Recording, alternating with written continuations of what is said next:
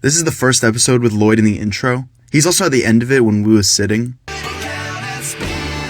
Episode 14, Darkness Shall Rise. It's a little weird that they didn't make the first episode of Season 2, The Legacy of the Green Ninja, like the same as the title. They made it Darkness Shall Rise. Admittedly, Darkness Shall Rise has a lot more to do with the episode being about how darkness shall rise than The Legacy of the Green Ninja, which doesn't have anything to do with this episode in particular, although it will come back later.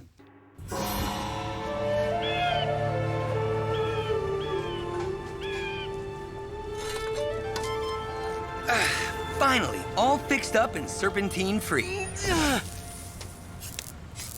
This is frustrating. Our weapons are gone and most of our elemental powers are gone. I mean, we can still do spinjitzu, but... I just feel so, I don't know, limited. Why does this happen? Last episode, they were fine without their weapons. Like, they could use their elemental powers perfectly fine, even though they had given the golden weapons to Garmadon. Like, is it because then they had recently contacted their weapons? Do they have a cooldown after they touch the weapon before the power stops working? Like, that doesn't make any sense. What? I, for one, enjoy pitching in. I've always wanted to feel part of a community. Speaking of which, anyone seen Nia? This doesn't feel in character for Jay, like, at all. Part of his character has always been that he's a little selfish. I think the point is that his relationship with Nia changes about him, but it's pretty much just this line supporting that, so I really don't know. She said she was gonna help. And I have. I may have found us a place to live. I'm just gonna pause on this frame so that you can appreciate the road for just a second. Why is it one way, both ways? Why is the crosswalk so big? Why is there a line on one side of the crosswalk? Like, this road is just so beautiful. And where are you off to? We have to find a couple of components to fix the ninja tank. The what? Oh, he's talking about the ultrasonic raider. That is honestly crazy. But really, they just need a reason to remove common sense from this episode, so they're shoving Wu and Nia away. Serpentine, we've been exiled for the last time. Fear not, I will lead you. This is what Scales alludes to in the last episode, him leading the Serpentine tribes after Pythor is gone, and I do think it improves Scales' character quite a bit, not having Pythor there. Scales now is able to strive in a leadership role that his character, I feel like, was made to be able to do, while having Pythor there might have been holding him back a little. Why should we trust you? Because I was the one who told you in the first place not to awaken the Devourer. When did that happen? Why are we pretending that happened? You want a home? I'll give you a home. Lord Garmadon! One shuriken. The skeletons served their purpose, but I've always been partial to snakes. This feels very untrue, as you just killed their god, but I'm okay with this arrangement because this means that maybe there will be no more Knuckle and Cruncher. Want a home? I give you a home! This seems to be the same power as the Tornado of Creation, which implies that the Tornado of Creation relied on elemental power, as Garmadon can now do this because he has the weapons of, like, the 4 elements. But normal Spinjitzu does not rely on elemental power, as Kai said earlier, so maybe they're just two completely separate things. Imbecile! Do you not remember that he was just helping the ninja? Now you blindly follow him because of his wizardry? This whole interaction just has shown that Scales is not as charismatic or powerful of a speaker as Pythor was. What is wrong with this scene? Something with the shadows? I don't know, it just looks so wrong. Rule with me, and we rule as brothers! Scales is trying, but he does not have the religious fervor that Pythor had. Rule with me, or else. Why did Garmadon say that? He was already winning. He could have said literally anything. Scales is losing this argument no matter what, but he chose or else. Possibly the only answer that feels like it might not work, and that undermines the point. And it is written that he will one day defeat me. What good would turning Ninjago into my own image be, when that victory would be fleeting? Then we destroy Lloyd. Lock him in the brig! This is a common theme throughout the episode, but none of the characters, except maybe Garmadon, seem to have any motivation that makes any real sense. Like, in this scene, the Serpentine just want to fight the ninja, for no reason. But why are we flying away? Because we are flying to the Golden Peaks, birthplace of the Golden Weapons. Even they have secrets yet to be unlocked. And once I uncover their full potential, nothing will stand in our way. We are fully on this true potential train. I don't really like how I feel about this. I think mostly I don't like it because it never really goes anywhere and Garmadon does nothing with this power. But, like, maybe if he did something with it, I would like this scene as well. But because it doesn't go anywhere, this also sucks. Why do the ninja feel the need to live in Ninjago City? Like, they didn't before and there wasn't a real problem with that. If this is all we can afford, this is all we can afford. Whoa. Let's not rush into any decision. I mean, if it's really all about Lloyd, don't we need to live someplace that'll make his training easier? Yeah, Jay's right. If we have to get Lloyd ready to save Ninjago from his father, shouldn't he at least have his own room? Technically, that does not matter. We're only thinking about the children. This is way more like Jay than the stuff he said earlier. Like, it's fairly innocuous, but he is a little selfish here. Oh, man. Now, this is the 8-bedroom Hero Suite. Floor-to-ceiling windows, digital wall television, state-of-the-art game console. It seems a little out of our price range. Oh, sure, it costs a little more, but you deserve it. I forgot to mention, there's also a dragon keep on the roof. Nice. In English, we would call this a roof. This is not different than a normal roof. Why is she calling it a dragon keep? Maybe we can get a hero discount. After all, we are the ninja who saved the city. I thought Lord Garmadon saved the city. This, albeit true, perception that Garmadon saved the city is interesting, as not only did the villain do something good, pretty much everyone in Ninjago knows about it. Also, it comes back later, but it's also just interesting now. Them having jobs, which is, by the way, super weird, is important to the point of this episode that they shoehorn in at the end. But I think the real reason is that they really tried to make a slice of life episode for Ninjago and failed. Huh, that's strange. My feet! I can't feel my feet! There are so many of them, and they wouldn't stop. My gears locked up several times. I didn't even know my gears could lock up. I am choosing to not consider this line canon.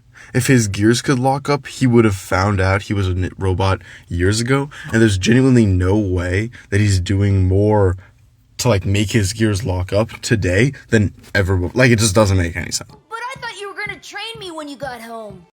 Thank you, Lloyd, for attempting to reprioritize this episode, which ironically is the point of the episode. Team, follow Garmadon. We're going to have to do something truly diabolical if we're going to earn their respect to win them back. Let's brainstorm ideas on how we can do that. Release the Devourer! No, you idiot! We've already done that! This ties back to my previous point about them not really having any real motivations, or very weak ones at the very least. Like, they're really just trying to be evil for the sake of it here.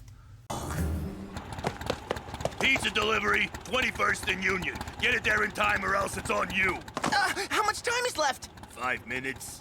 But I'll never get across town in 5 minutes! Then I guess it comes out of your pocket. Now get going! I like how they're driving on the left, like how they do in Japan. That's kind of cool. Okay, so now they're driving on both sides of the road, so I don't know what to think anymore. The road lines are disappearing with every cut. Okay, now they're driving on the right. I'm gonna stop talking about the driving direction, but just know it should be the left, and it's not sometimes, and it is sometimes, so I don't know. Hello? Anyone here? So, after you rob the bank, we embark on phase 2. Ingenious! It's very convenient that Jay never hears what phase 2 is, because that would change what he does in this episode completely. Where do you think you're going? We haven't given you your tip.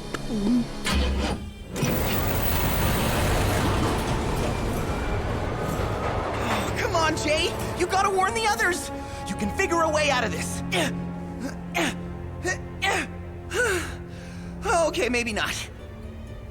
First of all, this is a different Metro map than we saw last episode. Second, they just drew a random-ass line to the bank. Third, why are Ninjago's metros all in the sewers? Like, I know that there was no station where they were in the middle of frickin' nowhere, and they are somehow never seen by people in the metro, so the sewer and the metro stations must be connected because the serpentine constantly transfer between the two. Why?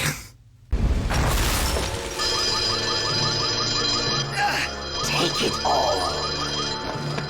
Shouldn't we wait for Scales? No, you fools. He's carrying out the rest of the mission, remember? Which, spoiler alert, is the real reason they're doing this. So, take it all is kind of stupid. Also, they proceed to not take it all, so I don't even know what we're talking about.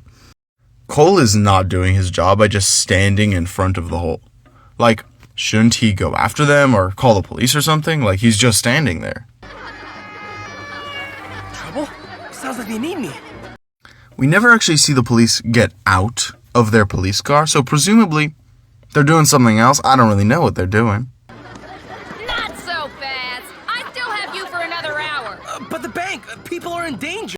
No one's really in danger right now. Like, they robbed a bank with no one in it. They just dug into the vault. So there's no victim, really. And also, you know what happened at the bank, so presumably you know some details about it, just magically, so maybe you should have known that. Fire! It must be my hard drive overheating. I mean, never mind. I'm going. Is it a secret that Zane is a robot?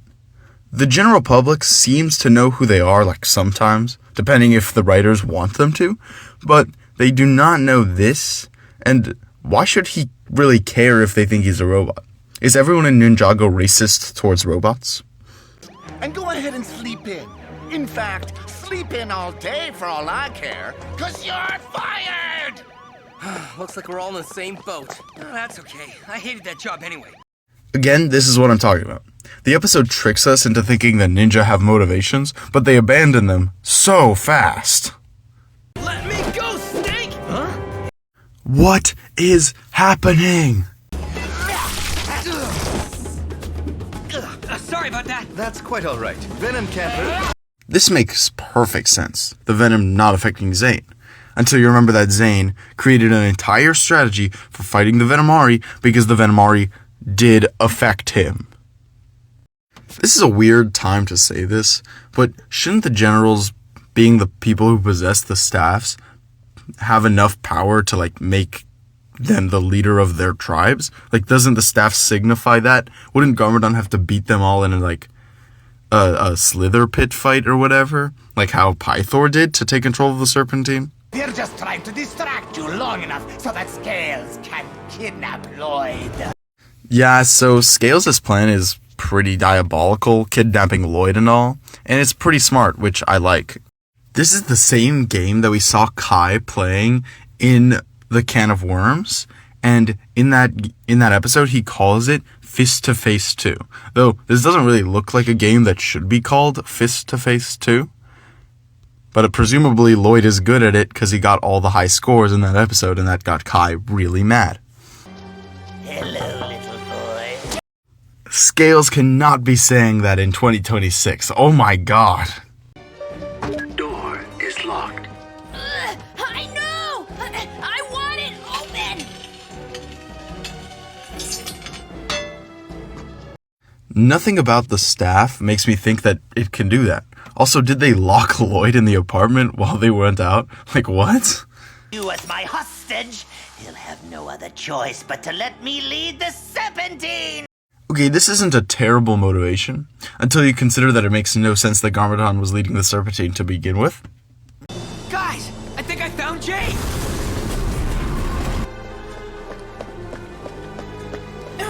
Finally, the way out!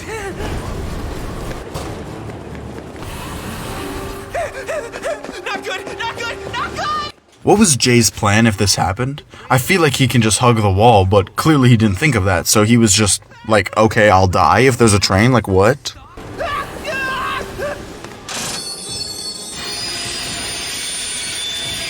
It's not going down!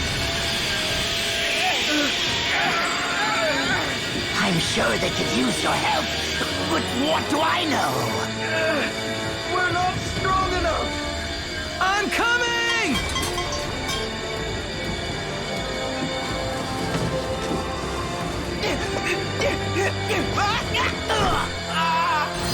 Together!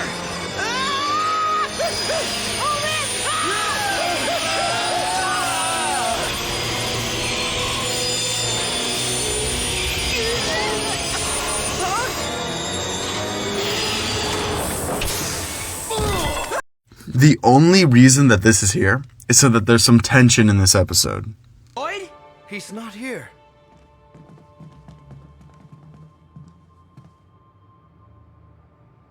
Oh, we shouldn't have left him. We shouldn't have taken those jobs in the first place. What were we thinking? Losing Lloyd is by far our greatest loss. They have already lost Lloyd, but last time they were completely indifferent.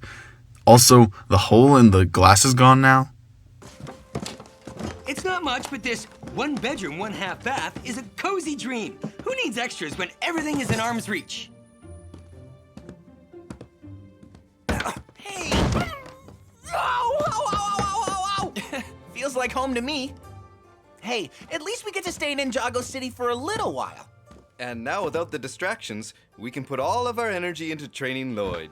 This is the lesson that they're supposed to learn in this episode. This is not what they do, of course, but theoretically they know that this is what they're supposed to do. Mark my words, this won't be the last you see of me! Lights out! Oh, very funny. You'll rue the day you made a fool of me! Why is the skeleton theme playing? Also, this is kind of funny and like the only memorable part of this episode. The Golden Peaks, birthplace of the golden weapons. 2 shurikens in one hand? We have not seen that before. That does not adhere to the rules of Lego, so that's kind of new. It's working.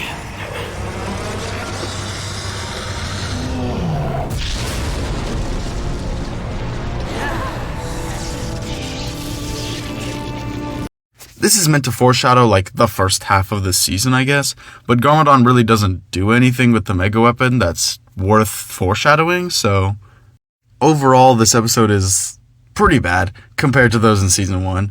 It's almost completely filler except for the mega weapon bit, which can be considered filler as nothing actually comes of it past other filler.